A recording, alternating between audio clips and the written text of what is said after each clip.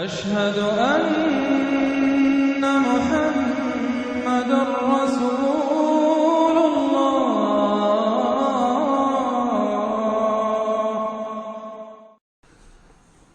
عرب میں جو بھی اخلاقی اب معاملہ ہو چکا تھا اس وقت جب کہ حضور کی بعثت ہوئی ہے، اس کا نقشہ اب آ رہا ہے سورۃ الماعون میں۔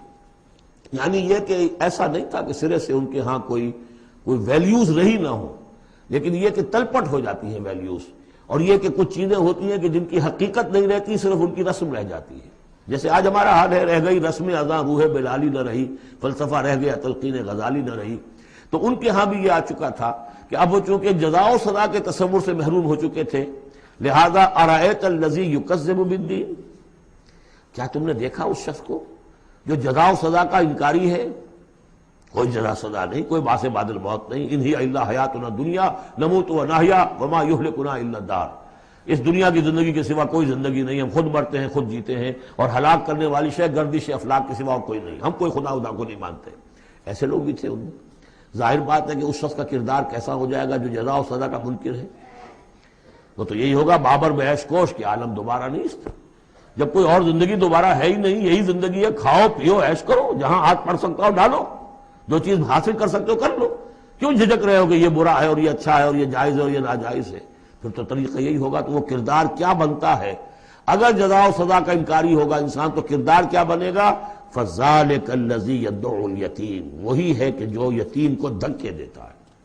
کیوں کھلائے یتیم کو؟ کون سا فائدہ ہے اسے سے؟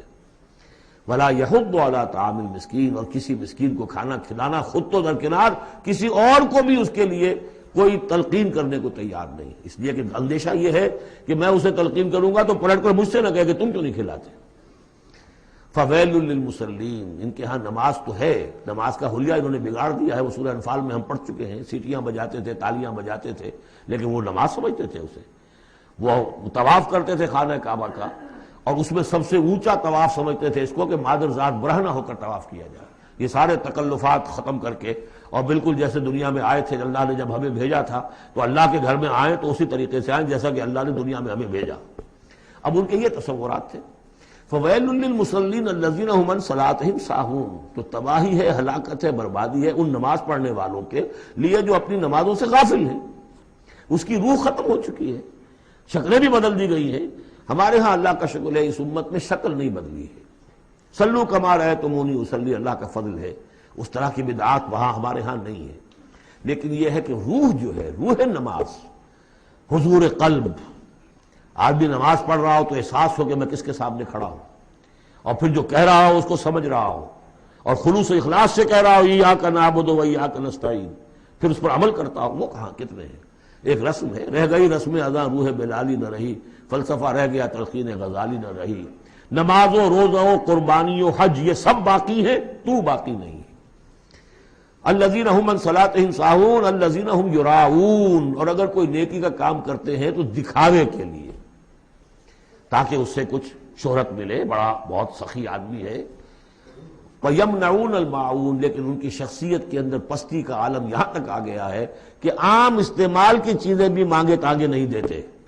عرب میں بھی رواج تھا بھئی کہیں سے کسی کے چولہے میں سے کوئی انگاری لے آؤ تاکہ ہم آگ روشن کر لیں، نمک ہے کسی سے مطلوب ہے تو اس کا کوئی جھجک نہیں ہوتی تھی، نمک دے دیا جاتا تھا، لیکن وہ لوگ ان چیزوں میں بھی آ کر شقی ہو جاتا ہے۔